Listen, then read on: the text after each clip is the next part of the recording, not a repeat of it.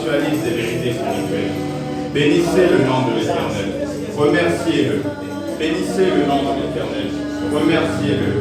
Bénissez-le. Que ce soit pour vos jambes, que ce soit pour votre santé, que ce soit pour la beauté, que ce soit pour les vêtements. Tout est un sujet de remerciement. Bénissez-le. Que ça aille bien, que ça aille mal. Bénissez-le. Que rien ne vous sépare de l'amour de Dieu. Que rien ne vous sépare de l'amour de Dieu. Que rien ne vous sépare de l'amour de Dieu. Que rien ne vous sépare de l'amour de Dieu. Que rien ne vous sépare de l'amour de Dieu. Qu'est-ce qui vous séparera de l'amour de Dieu? Est-ce des tribulations? Est-ce la vie? Est-ce la mort? Est-ce la pauvreté? Est-ce la richesse? Est-ce les hauteurs? Est-ce les profondeurs? Rien ne vous séparera de l'amour de Dieu. Rien ne vous séparera de l'amour de Dieu. Rien ne vous séparera de l'amour de Dieu. Rien ne vous séparera de l'amour de Dieu.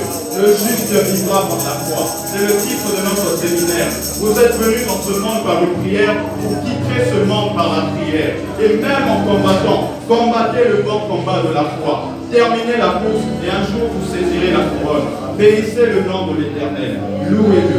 Louez-le.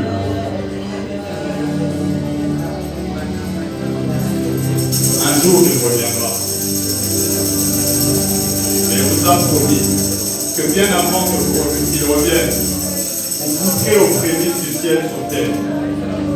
Il n'est pas un homme pour mentir, ni un fils de l'homme pour se repentir. Ce monde a connu des grands noms, mais tous ces morts sont morts. Mais un seul s'est ressuscité. Un seul, le tombeau s'est retrouvé vide. Et c'est celui que nous recherchons aujourd'hui. Un seul est capable de multiplier le pain. Un seul est capable de ressusciter les morts.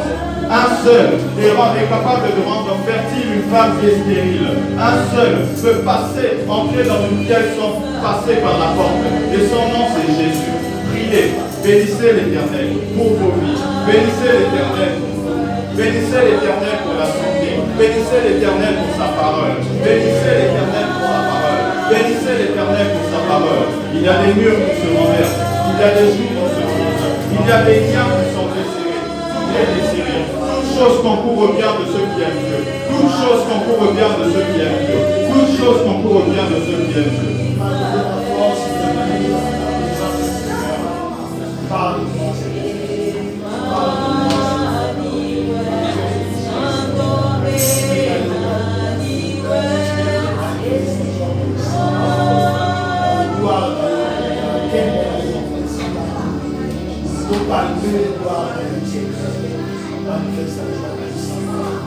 Éternel des armées, je te persécute. Je te prête, Éternel, mes lèvres. Je te donne même mes lèvres, je ne les presse pas car c'est toi qui me les as données. Seigneur, de ma faiblesse et de mes limites, Éternel, de mon vocabulaire et de ma connaissance, de la partie que tu m'as donnée de ton omniscience, je prie, Seigneur, de me donner les capacités d'annoncer cela à ton peuple. Il y a des personnes, Éternel, venues fatiguées, affamées, mais elles viennent, Éternel, trouver repos au sein de ta présence. Que mes lèvres soient aussi habiles que la plume, Seigneur, d'un écrivain. Et tout cela pour ta gloire. Et que, Seigneur, cette parole que je déclarais soit esprit et vie. Pas des simples déclarations, pas des discours de persuasion selon la sagesse humaine, mais qu'elle tienne, Éternel des armées, qu'elle dérive de ta puissance qui est vie. Gloire et louange à toi, Père. Amen. Amen. Amen. Alléluia. Applaudissez pour l'Éternel.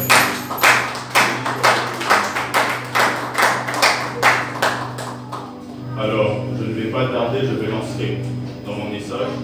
Aujourd'hui, dans cette deuxième session de séminaire, je parlerai de la foi de la nouvelle saison.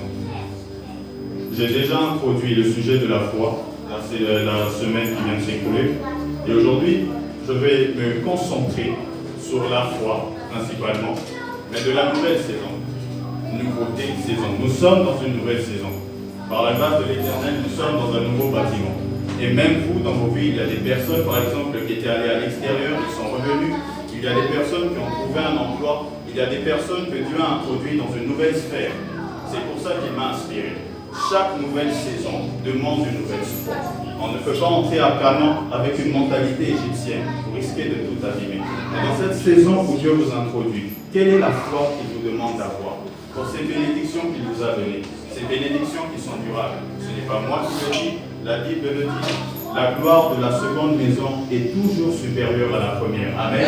Que ce soit au plan familial, que ce soit au plan des finances, que ce soit au plan ecclésiastique, dans tout plan, partout où Dieu vous appelle, ce qu'il vous donne doit toujours surpasser ce qu'il a fait hier. C'est un challenge qu'il s'est lancé et c'est ce que nous allons voir aujourd'hui. Alors avant d'élaborer le sujet, il y a deux thèmes que j'aimerais disséquer et expliquer.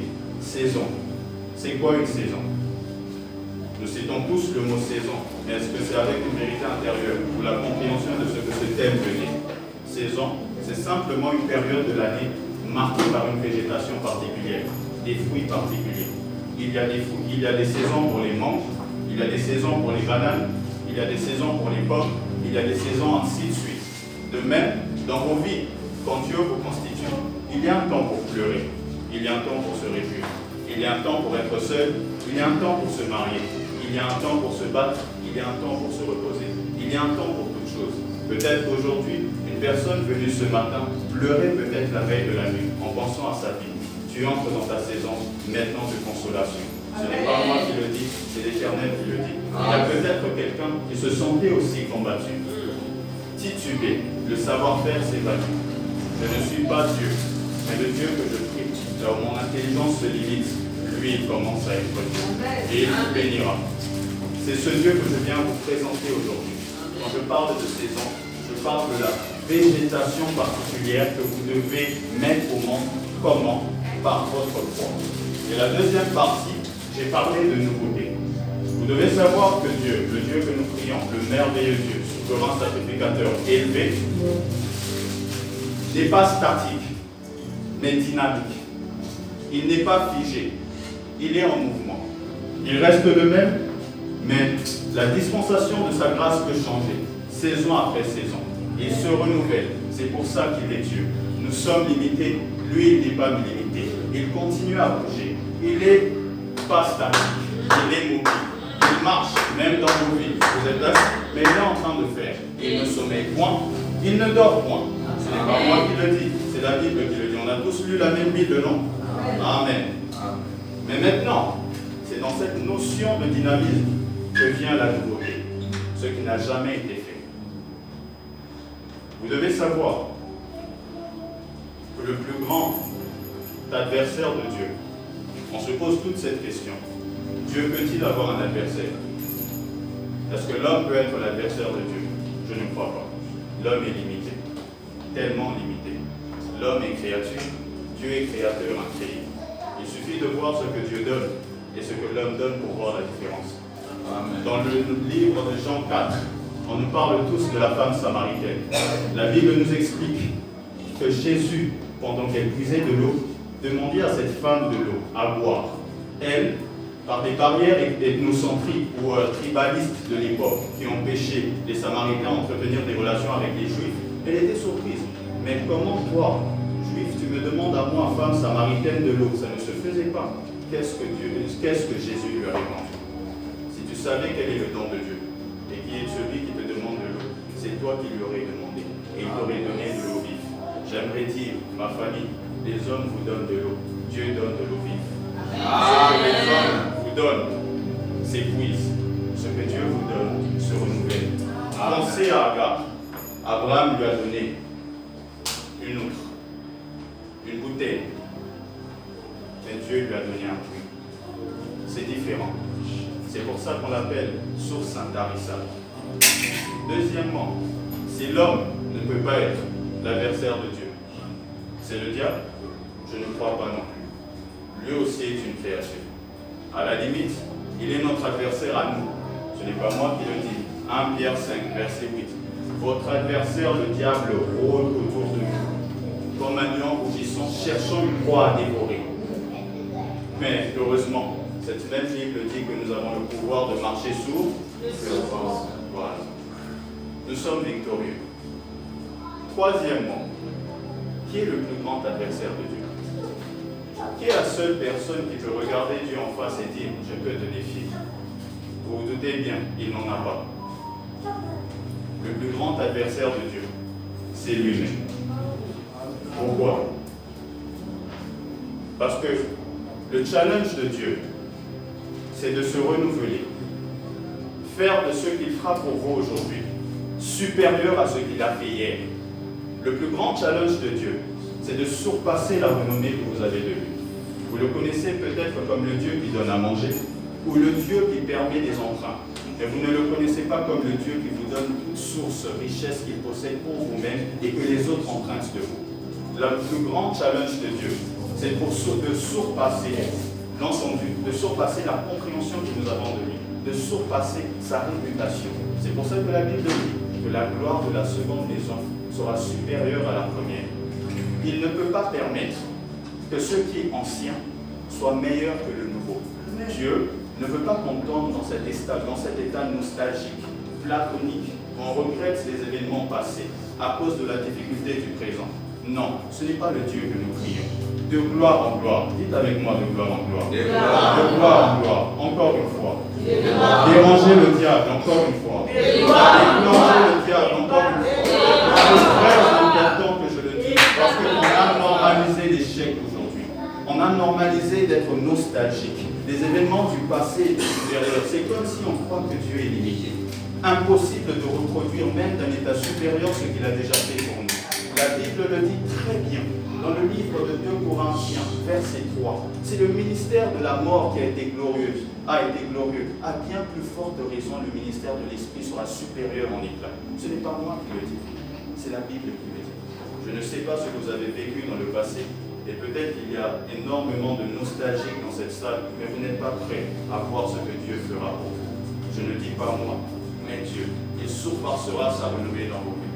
C'est pour ça que le psalmiste David, dans le psaume 138, dit, verset 2, le psaume 138, verset 2, c'est David qui dit, « Je me prosterne dans ton saint temple, et je célèbre ton nom, car ta renommée s'est accrue. » Par quoi? Par l'accomplissement de tes promesses. Dans d'autres versions, version Semeur, ça dit, « Car tu as surpassé ta renommée. » Surpassé ce que je connaissais de toi. Surpassé ce que j'ai entendu de toi. Surpasser ce que j'ai vu de toi. Surpasser ce que j'ai pensé de toi. Mais par quoi? Par l'accomplissement de tes promesses. Ce que Dieu a accompli dans vos vies a pour but de surpasser ce que vous avez déjà vu en arrière. Il m'est arrivé dans la vie de prier. Et dans ma prétention, moi qui est qu'un simple homme mortel, j'ai cru comprendre Dieu, maîtriser Dieu, par la petite science qu'il m'a donnée de la vie. Mais il a des choses qu'il a fait pour moi. Je suis tombé à genoux, je me suis dit, mais je sais que je prie Dieu. Mais qui est ce Dieu? Un Dieu qui n'a pas de limite. Un Dieu qui brise des barrières. Un Dieu qui rend une femme stérile fertile. Un Dieu qui confond les humains. Qui est ce Dieu que nous prions? Dites avec moi, qui est ce Dieu que nous prions? Qui est ce Dieu que nous prions? Un Dieu si mystérieux. Un Dieu qui renouvelle sa grâce. Qui vous permet d'être là, malgré tout ce qu'on dit de vous. Qui annule le jugement humain et vous couvre de sa grâce. Qui est ce Dieu qui écrit les plus belles histoires de vos vies? Qui est ce Dieu? Et comment expérimenter ce Dieu? Bien-aimés, attachez vos ceintures, on va décoller. On va faire un voyage biblique et on comprendra où est-ce qu'on trouve Dieu à la lumière des Saintes Écritures. Quitter l'ancien et nous introduire dans le nouveau. Quitter ce qui est préconçu pour nous introduire ce que nous ne savons pas.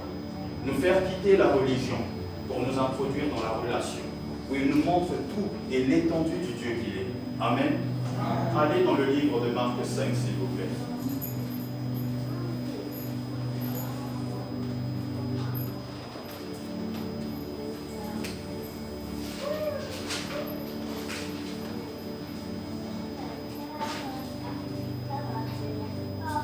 On va commencer du verset 22 à 24, et puis on va enchaîner du verset 35 à 42.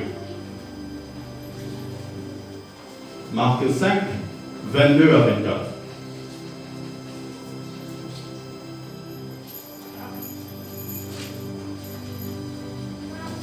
Vous avez trouvé ce passage? On enchaîne. Parole de l'Éternel. Jésus regagna en bateau l'autre rive du lac. Là, une foule immense s'assembla autour de lui, sur le rivage. Survint l'un des responsables de la synagogue, nommé Jairus. En voyant Jésus, il se jeta à ses pieds et le supplia instamment. Ma petite fille va mourir. Viens imposer les mains pour qu'elle guérisse et qu'elle vive. Nous connaissons tous cette histoire, n'est-ce pas? L'histoire de Jairus et de sa fille.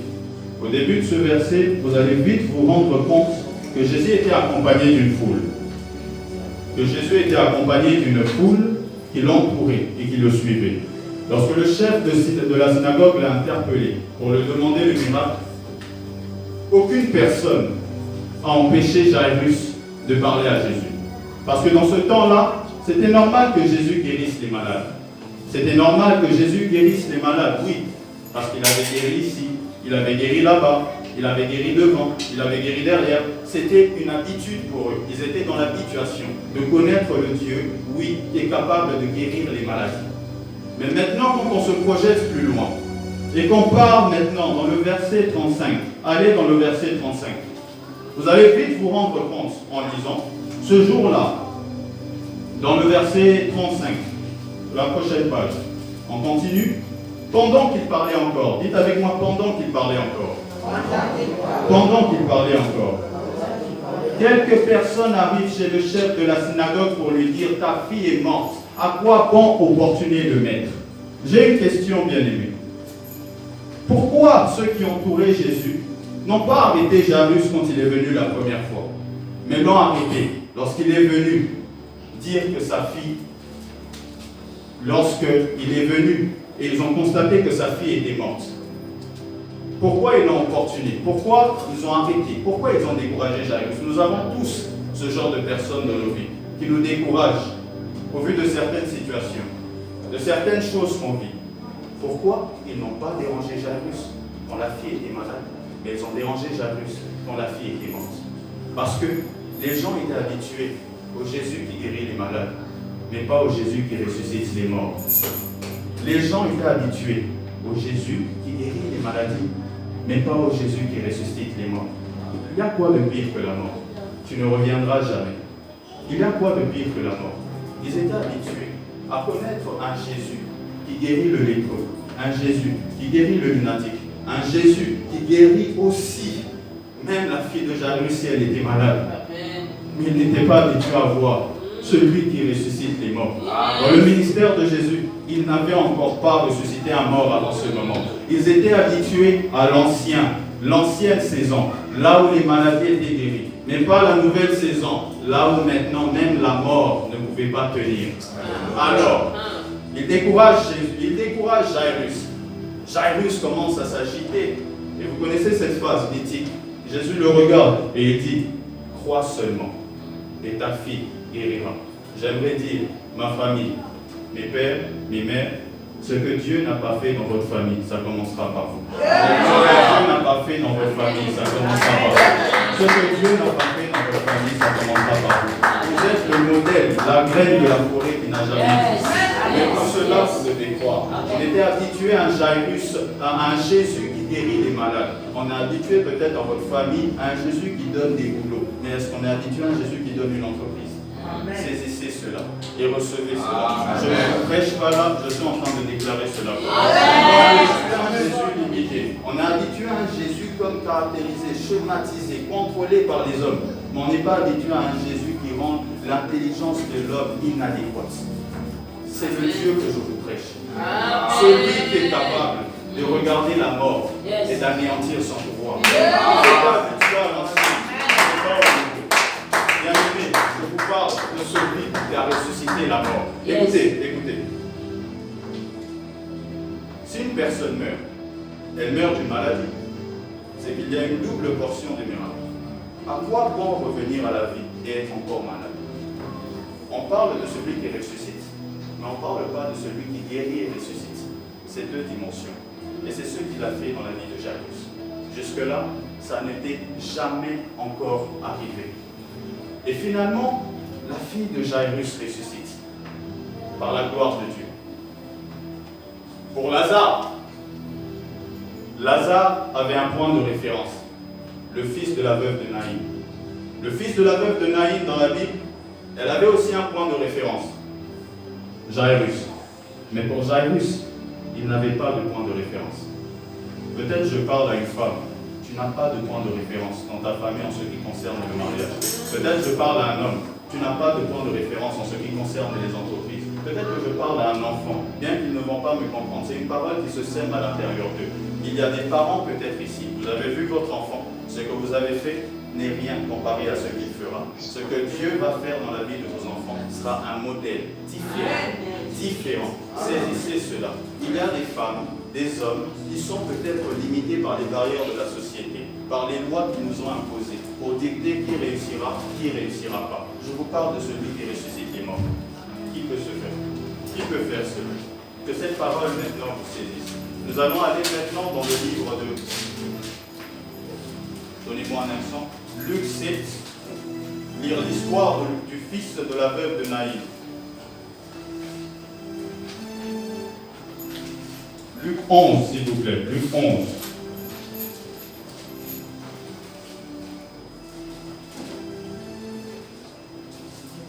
Je commence à lire. Verset 7. Luc 11, verset 7. Parole de l'Éternel. Le jour suivant, Jésus alla dans une ville appelée Naïm, et ses disciples, une grande foule, faisaient route avec lui. Lorsqu'il fut près de la porte de la ville, voici emporté en terre un mort, fils unique de sa mère qui était veuve, et il y avait avec elle beaucoup de gens de la ville. Le Seigneur, l'ayant vue, fut ému de compassion pour elle, et il lui dit: ne pleure pas. Il s'approcha et toucha le cercueil, ceux qui le portaient s'arrêtaient. Et il dit: jeune homme, je te le dis, lève-toi. Retournez au début. Pour Jairus, on sait que la guérison avait commencé à la maison. Jésus s'est rendu chez lui. Donc c'était à la maison. Pour le fils de la veuve de Naïm, on nous dit que c'était en route. Et vous connaissez Lazare. Il était déjà où? Au tombeau. À la maison. Ça veut dire que la situation vient de commencer. En chemin, ça veut dire que la situation a progressé. Au tombeau, ça veut dire que la situation est arrivée au niveau final. Bien-aimé, peu importe l'extrémité de ta situation, Jésus-Christ est capable. Peu importe l'extrémité de ta situation, Jésus-Christ est capable. Parce qu'il est Alpha, il est Oméga et il est Emmanuel. Et même dans sa qualité d'Oméga, il revient du futur et vous dit: vous êtes victorieux. C'est une réalité, peut-être dérangeante, mais c'est ta conviction qui dictera ta vie. En quoi tu crois symbolise aussi ce que tu deviendras dans la vie. En qui tu crois symbolise aussi ce que tu deviendras dans la vie. Il surplace les montagnes, et je vous ai parlé de la substance. Ce qui fait que l'espérance soit espérance, c'est la foi. De la même manière que moi je suis, mon ADN, c'est ce qui me distingue. Je peux ressembler à mon père, je peux ressembler à mon frère, je peux ressembler à ma mère. Mais ce qui fait que Josny soit Josny, l'empreinte de Josny, personne là. L'empreinte de Papa Dali, personne là. Et ce qui fait que Dieu fait dans ta vie, et ça pour dire qu'il y a c'est quoi? Ils croient, ils espèrent beaucoup. Et je l'ai même dit vendredi, viens et Simba. Mais ça ne simba pas pour tout le monde. C'est vrai. Ça ne simba pas pour tout le monde. On est d'accord? Pourquoi ça ne simba pas? Pourquoi ça ne simba pas pour tout le monde? Parce que beaucoup espèrent, mais peu croient. Beaucoup espèrent, mais peu croient. La foi te bouge. La foi te fait faire des folies. Une folie pour le système d'aujourd'hui. Nous sommes des Congolais, des Africains. Beaucoup croient. Et on croit que l'esprit aussi est congolais. L'esprit n'est pas congolais. Le Congo où l'homme noir a des limites imposées par la société. Mais l'esprit n'a pas de limites. Vous vous considérez d'abord congolais, vous vous considérez d'abord comme être spirituel. Je vous pose une question. Si tu te considères comme congolais, avant de te considérer enfant de Dieu, bien aimé, c'est un grand problème. Tu auras des limites dans ta vie. Amen. Mais si tu comprends que l'esprit n'a pas de couleur de peau, si tu comprends que l'esprit n'a pas de nationalité, l'esprit n'est pas juif ou non juif, l'esprit est esprit. C'est là où tu connaîtras le Dieu qui ressuscite les morts. C'est là où tu connaîtras le Dieu qui te distingue d'une génération. Pourquoi? Parce qu'il te distingue de ta génération. Quelle foi tu as en ce Dieu? Nous allons continuer à voyager. On n'a pas terminé de voyager. Maintenant, la deuxième partie de la prédication. Pour faire du nouveau, il faut une nouvelle foi. c'est quoi la nouvelle foi? Quelle est la substance de cette nouvelle saison? Nous sommes dans une nouvelle église. Quelle est la substance que Dieu veut pour nous? Dans une nouvelle saison, il y a des choses qui changent. Nous sommes habitués à l'ancien. La nouvelle saison dérange nos habitudes, dérange ce qu'on trouvait comme normal. Bien aimé, que le bon ne t'empêche pas d'être meilleur dans la vie. Dieu t'a béni, mais il va encore te bénir. Que le bon et la reconnaissance ne t'empêchent pas d'être meilleur dans la vie. Et parfois, pour nous faire quitter ce bon et nous faire emmener dans ce qu'il y a de meilleur, il permet même des creux, il permet même des vallées, même la vallée de l'ombre de la mort, pour qu'après, il dresse une table en face de ses adversaires et il pointe ta tête. Mais où? Dans l'adversité. Pourquoi? Parce que beaucoup se contentent du bon, or que l'Éternel vous appelle à meilleur. Beaucoup se contentent de la maison de Potiphar, or que l'Éternel vous appelle à meilleur. Il vous a appelé pour être gouverneur, mais vous vous asseyez comme des simples gardes gérants de la maison de Potiphar. Vous saisissez cela. Quelle est la foi maintenant de la nouvelle saison? C'est ce qu'on va découvrir ensemble. Allons ensemble et voyageons dans le livre de Marc 11, à partir du verset 22.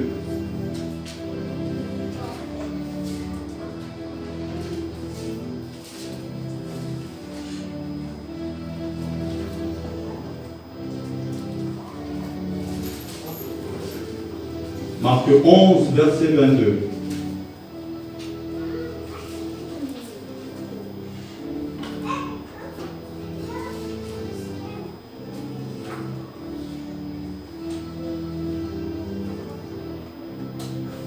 Parole de l'Éternel.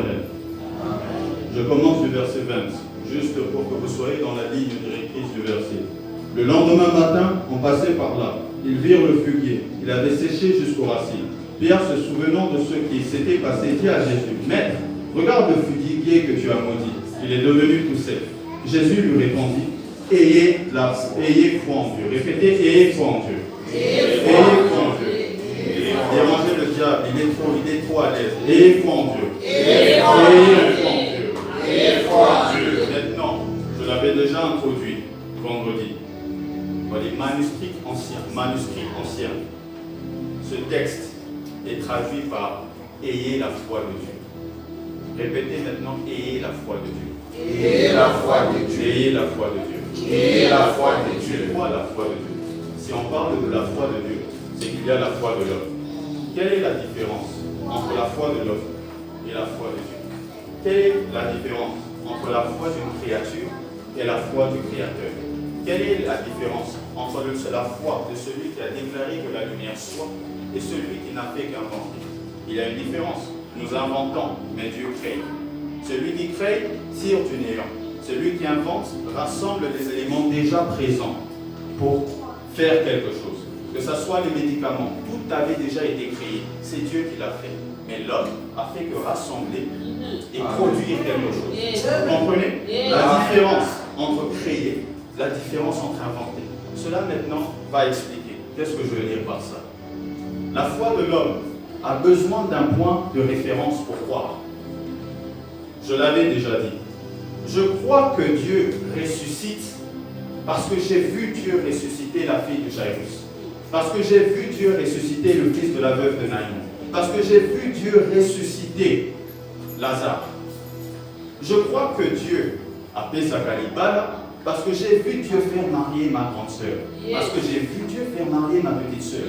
Parce que j'ai vu Dieu donner à l'apôtre une très grande église. Parce que j'ai vu Dieu bénir l'apôtre. Je l'ai vu. Ce n'est pas pour rien qu'on fait par notre très cher bien-aimé des sessions de témoignage et que 3 sont passées. C'est quoi le but du témoignage? Il y a des personnes peut-être qui sont assises, qui sont blessées et qui cherchent de l'encouragement. Cela suscite de la foi. Tu prends comme référence ce que Dieu a fait pour quelqu'un et tu te dis, ce qu'il a fait pour Papa Bartimée, il peut le faire aussi pour moi. Nous prions le même Dieu. Nous invoquons le même Dieu. Il a 2 pieds, j'ai 2 pieds. Il a 2 mains, j'ai 2 mains. Ce qu'il a fait pour lui, il peut même le faire plus pour moi. Rien ne le limite. Mais ça a besoin d'un point de référence. La foi de Dieu n'a pas besoin de point de référence. La foi de Dieu n'a pas besoin de dire qu'il l'avait déjà fait avec, alors il fera avec moi. Vous voyez la folie de cette foi. Je vous parle d'entreprise, je vous parle d'une destinée, et vous allez me répondre que dans votre famille, ça ne s'est jamais fait. ça limite déjà Dieu. Qui vous dit que pour que Dieu soit Dieu, il faut qu'il regarde au passé? Qui vous dit que pour que Dieu soit Dieu, il faut qu'il regarde au passé? Gédéon ne comprenait pas. Il montrait sa petite famille de la tribu de Manassé. Mais il ne savait pas que Dieu lui avait donné autre chose que sa famille. Autre chose que son nom de famille. Autre chose que ses études.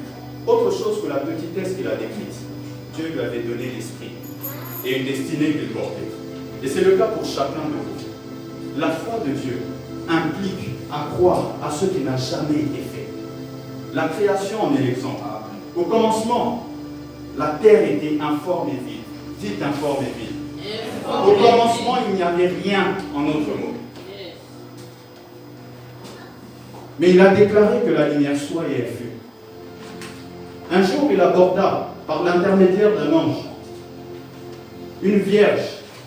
C'est facile de dire à une femme, tu auras un enfant, par les voies normales, par les voies normaux, pardon. Mais c'est difficile de dire à une femme qui n'a jamais connu d'homme, tu porteras un enfant. Vous voyez, ça dérange la raison humaine. Et ce que Dieu veut faire, c'est déranger le système de ce monde. Je vous demande, d'une façon bizarre, de devenir fou pour croire en Dieu. D'être une folie pour le système de ce monde. Mais la Bible dit, la puissance pour vous qui êtes sauvés. Ils vous appelleront des fous, mais le ciel vous appelle des puissants. Il y a une différence dans la nation. Quelle est la foi que vous avez en Dieu? Il est le seul qui peut entrer dans une pièce sans passer par la porte. Il est le seul qui peut le faire. Oh, je crois que si Jésus continuait à toquer dans mon cœur, je ne l'aurais pas accepté. Peut-être, je suis trop incrédule. Alors qu'est-ce qu'il fait? Parfois, il dérègle les choses. Il pénètre et il te montre qu'il est Dieu. Il est le seul qui peut le faire. La Bible dit que lorsque Jésus s'est ressuscité, les disciples étaient à la chambre haute. La porte était fermée, mais il est apparu au milieu d'eux. Il est le seul qui peut entrer là où personne ne peut entrer. Maintenant, comment comprendre la foi de Dieu? Bibliquement, par une histoire. Nous allons faire un détour et nous allons rentrer en arrière dans la genèse de la création de ce monde. Et nous allons voir l'histoire du patriarche de la foi. Je parle de qui? Abraham. Nous allons lire l'histoire d'Abraham. Genèse 22, si je ne me trompe pas. Lorsqu'il offre son fils en sacrifice, quelle est la leçon que Dieu veut nous enseigner? Quelle est la leçon que Dieu veut inculquer par l'histoire d'Abraham? Allons dans le livre de Genèse 22, s'il vous plaît.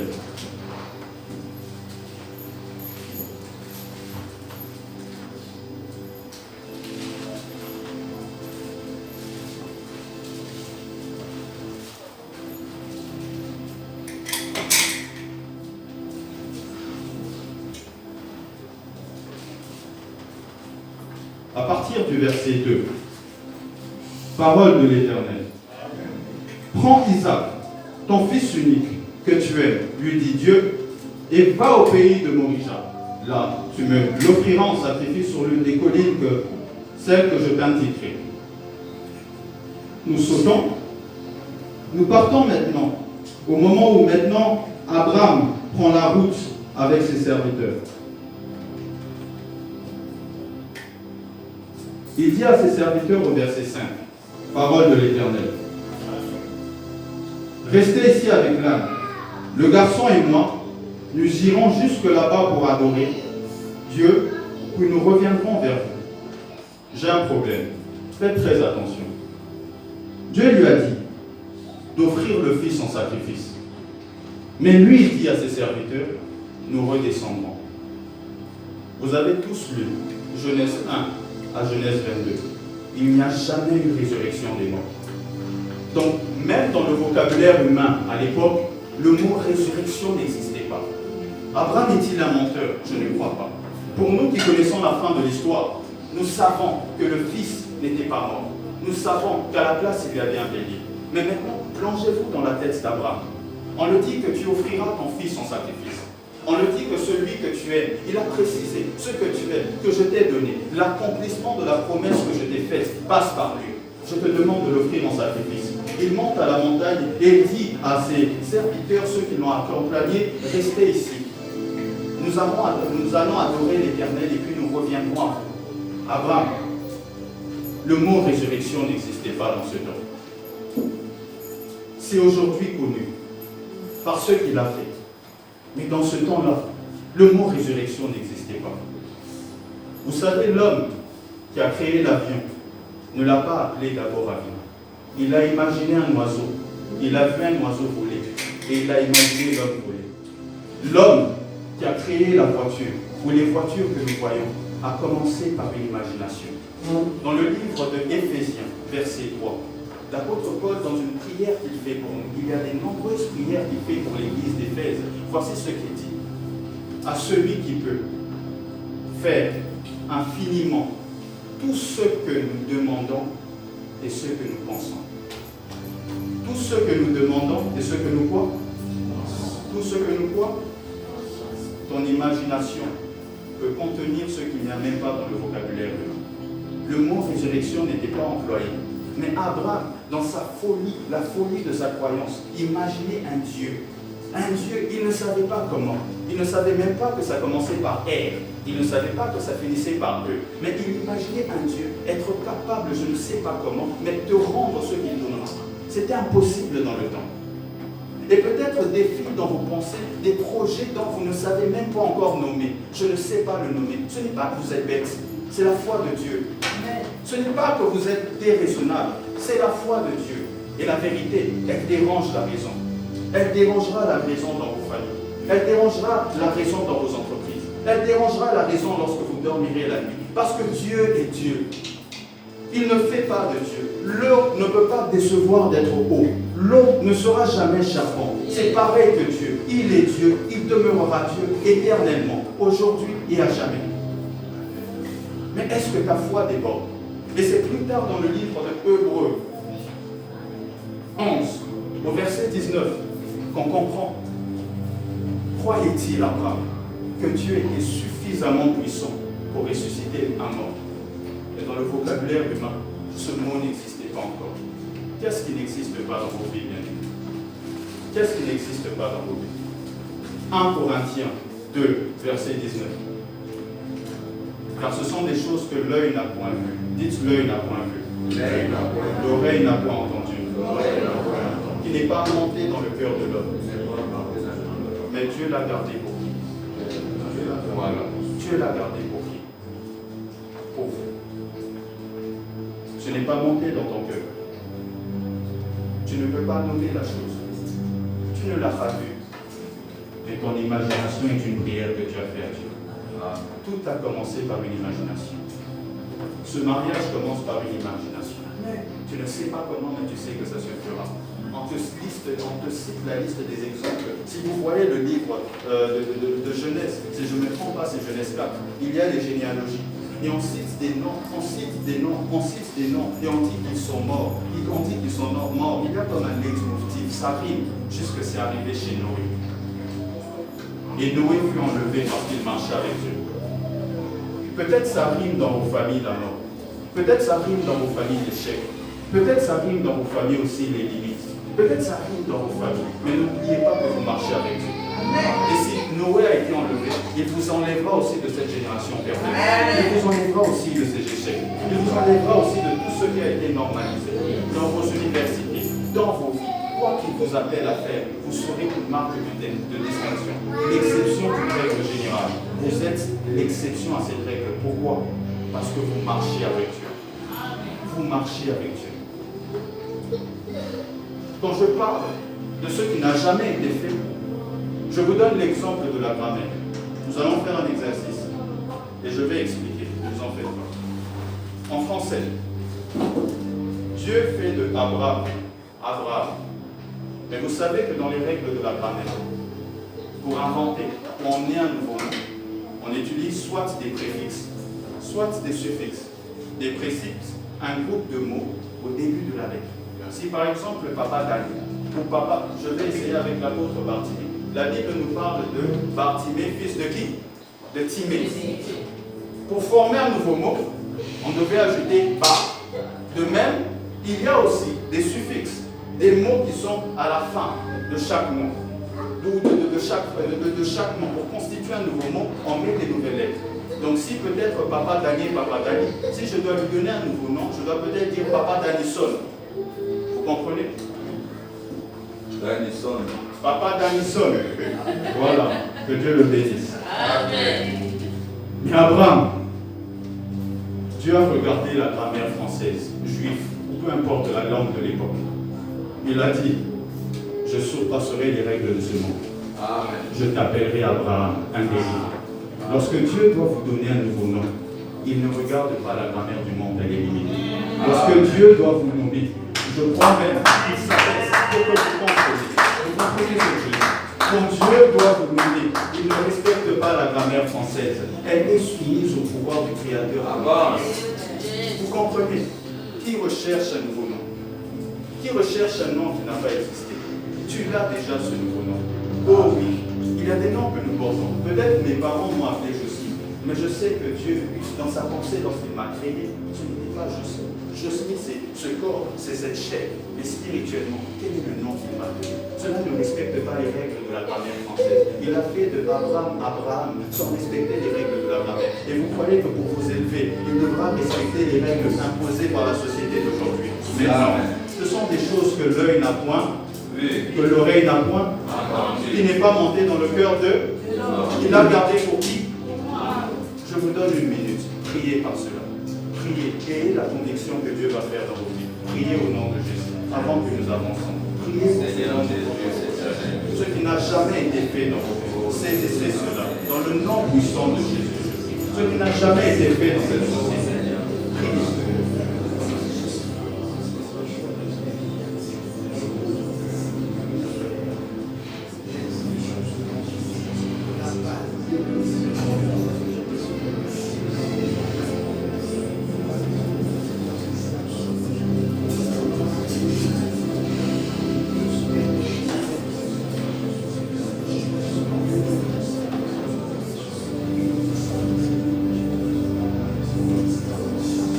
Amen.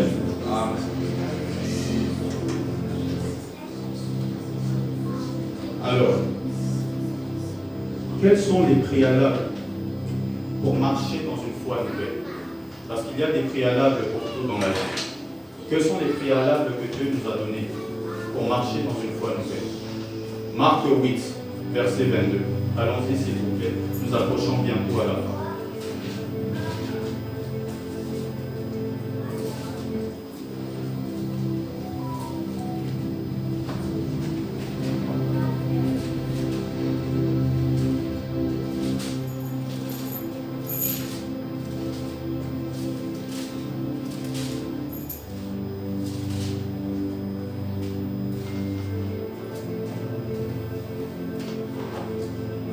Marc 8, à partir du verset 22, parole de l'Éternel. Avant de commencer, j'aimerais vous dire une chose. Le premier besoin de l'homme n'est pas la vision. C'est ce qu'on va apprendre. Le premier besoin de l'homme qui marche par la foi dans une nouvelle saison n'est pas la vision, c'est la direction. C'est ce que nous allons voir dans ce verset. Marc 8, à partir du verset 22. Parole de l'Éternel. Jésus prit un aveugle par la main et le conduisit hors du village, puis il le mouilla les yeux avec sa salive et lui imposa les mains et lui demanda « Est-ce que tu vois quelque chose ?» L'aveugle le regarda et répondit « J'aperçois des hommes, mais je les vois comme des arbres qui marchent. » Jésus posa de nouveau ses mains sur les yeux de l'aveugle. Alors celui-ci voit clair, il était guéri et voyait tout distinctement. Jésus le renvoya chez lui et en lui disant « Ne rentre pas dans le village. » Nous allons faire attention au nombre de fois où Jésus a touché l'aveugle. Le premier toucher a conduit l'aveugle en dehors du village. Donc il vous sort d'une réalité. Il vous sort d'une saison qui vous a fait périr. Il vous sort d'une saison qui a fait de vous peut-être ce que vous êtes. Il bascule. Mais avant de basculer, il doit vous sortir. Mais vous êtes d'accord avec moi, quand vous sortez, vous êtes toujours aveugle. Et puis il vous impose les mains. À la première vue, l'aveugle ne voyait pas clairement. C'est à la deuxième vue qu'il a été guéri. Mais avant même de voir, il devait avoir une direction. La première chose que Jésus a fait dans ce verset, ce n'est pas qu'il voit. Nous ne marchons pas par ce que nous voyons. Nous marchons par la foi. l'aveugle ne sait pas où il va, mais dépend de celui qui le conduit. Plusieurs dans la Bible ont eu la vue, mais ils ont trébuché. La Bible nous parle de Lot. Lot, dans Genèse 13, 11, si je ne me trompe pas, il vit le Jourdain et il l'a appelé jardin de l'Éternel. Mais il ne savait pas que c'était un territoire qui allait être détruit. La Bible nous dit que la femme, au commencement, a vu l'arbre, elle constata que le fruit est bon. Ce que tu vois, ce n'est pas pour rien que le livre de Proverbes nous dit très bien que le chemin qui paraît mener à la vie pour toi peut mener à la mort. Il y a des personnes qui marchent, qui croient pouvoir, mais tu trébuches. L'aveugle ne voyait pas, mais l'aveugle connaissait celui qui montrait la direction. Quand Dieu a dit à Abraham de quitter, Abraham ne voyait pas Canaan, il ne pouvait que l'imaginer. Mais Abraham connaissait la direction. Est-ce que tu connais la direction de ta vie? Je ne te demande pas de voir. Je ne te demande pas de comprendre. Je te demande de croire. C'est différent. Et dans la foi, il y a une direction pour chacun de nous. Quelle est la direction que Dieu t'a donnée? Il te sort hors du village. Et vous allez faire, si vous examinez exactement ce qu'il dit à l'aveugle, ne rentre pas dans le village. C'est-à-dire qu'il vous sort d'une réalité. Et il vous dit de ne plus retourner où il vous a sorti. Et même avant que vous voyez, vous n'allez pas voir ce que Dieu vous a promis, parce que vous l'avez déjà vu et qu'il vous a donné directement. Mais vous verrez ce que Dieu vous a promis, parce que vous avez cru à la direction, même avant l'accomplissement. C'est ça la réalité. Avant que Dieu t'élève, avant que Dieu te marie, avant que Dieu fasse ce qu'il veut faire avec moi, il y a des choses que je ne vois pas. Ici, parmi nous, il y a des personnes, oui, qui prophétisent, mais il y a des choses qu'ils ne savent pas. J'aimerais aujourd'hui dire à une maman, un père, parfois Dieu permet qu'on soit aveugle, parce que l'aveugle sait dépendre de celui qui conduit. Peut-être j'ai été enfant, je dépendais de mes parents. Et dans la notion du monde, le plus je grandis, le plus je suis indépendant. La vérité, c'est que dans la vie spirituelle, le plus tu grandis, le plus tu es dépendant de Dieu. Amen. Le plus tu grandis, le plus tu es dépendant de Dieu. Indépendant du monde, mais dépendant de Dieu. C'est pour ça que Abraham est devenu Abraham. Parce que s'il était dépendant du monde, peut-être ça ne se ferait pas.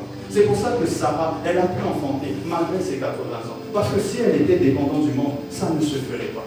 C'est pour ça qu'ici, il y a des belles mamans qui seront mariées. Parce que s'ils étaient dépendantes du monde, ça ne se ferait pas. C'est pour ça qu'ici, il y a des hommes qui avanceront. Il n'y a pas que des papas Dani, il y a papa Désiré, il y a notre frère bien-aimé, il y a notre artiste ici. Ils réussiront dans la vie. Il y a derrière la jeune étudiante Jocelyne, ils réussiront dans la vie. Pourquoi? Parce que ce qui vous distingue de cette génération, c'est l'esprit que vous portez qui n'a pas de nationalité. Et la loi de l'esprit ne respecte pas la loi du monde. La loi de l'esprit est esprit. Mais pour cela, direction. Dites avec moi direction. Direction. Dieu va faire direction. Marcher selon l'esprit. Parce que l'esprit et la chair sont diamétralement opposés. Vous comprenez? Je crois que j'ai bien parlé. Voilà. Amen. On progresse. Vous m'avez aidé à progresser, je ne vais pas mentir. Vous m'avez vraiment aidé à progresser. Je vous remercie à tous. Alors, deuxièmement, après la direction, maintenant on parle de la vision. Quand Dieu parle à Abraham et lui demande de quitter, Canaan n'était pas existant, mais il avait déjà une vision de ce que Canaan pouvait être. C'est-à-dire Abraham a quitté ce territoire pur de Chaldée pour aller là où Dieu l'avait promis de l'installer. Il avait une vision. Il quittait par une vision. Mais la Bible nous parle aussi d'une femme appelée Agar qui, elle, avait quitté son vision. Nous allons lire l'histoire de Genèse 16, à partir du verset 21, si je ne me trompe pas, et nous allons clôturer par là.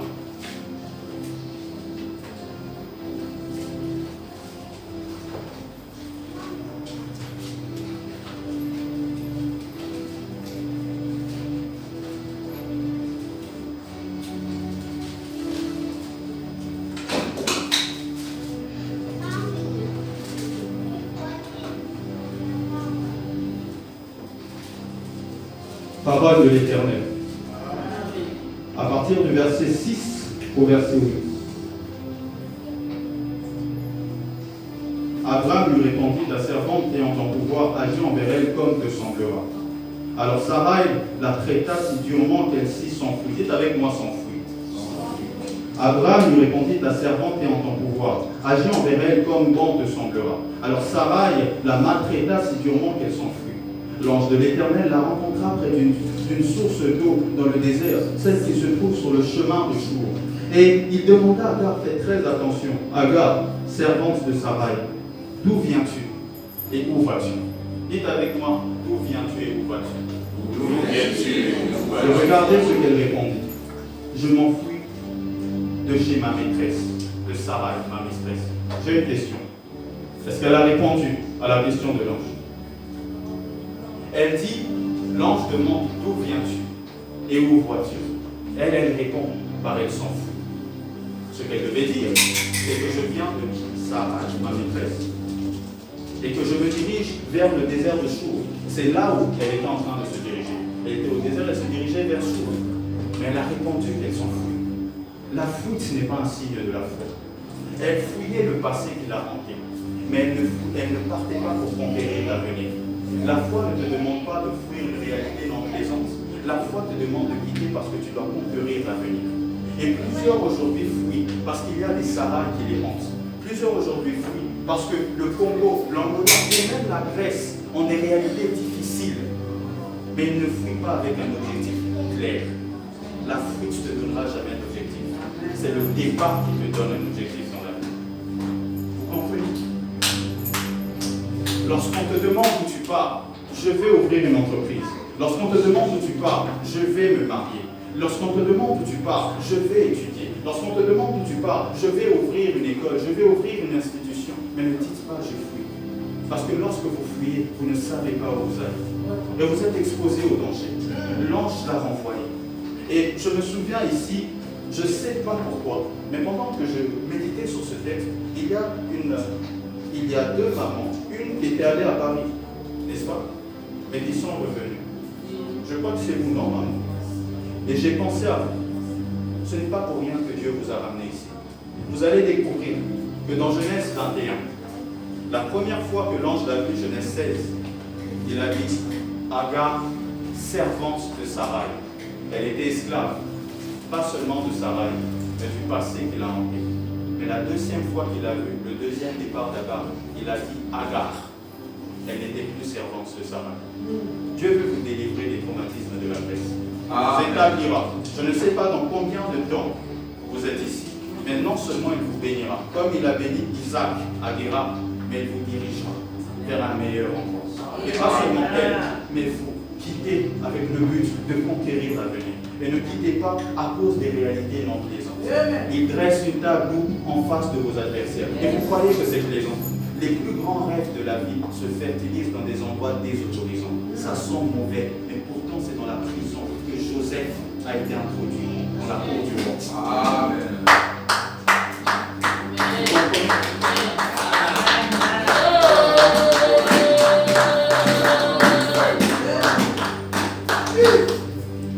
Et pour finir, quand on parle de nouvelle saison, on parle de nouvelle onction.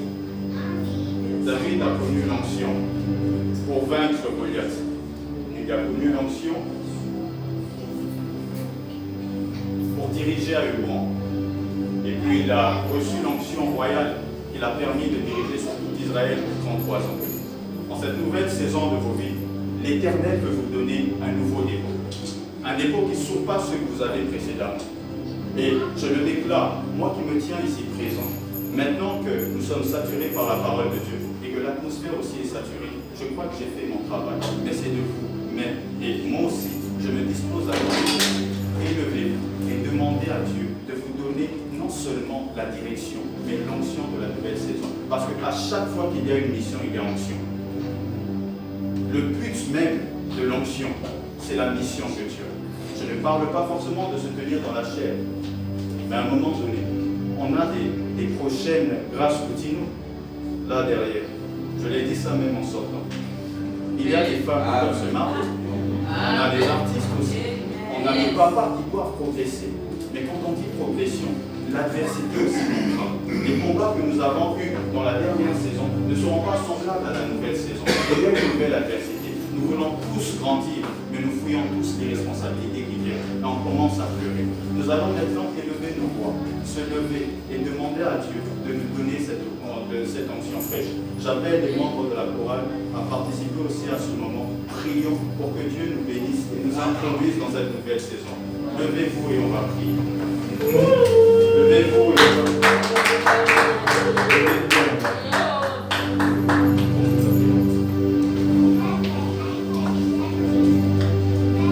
Priez au nom de Jésus.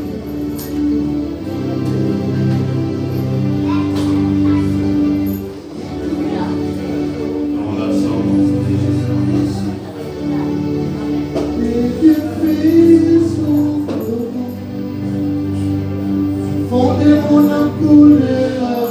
Priez au nom de Jésus. Priez au nom de Jésus. Seigneur.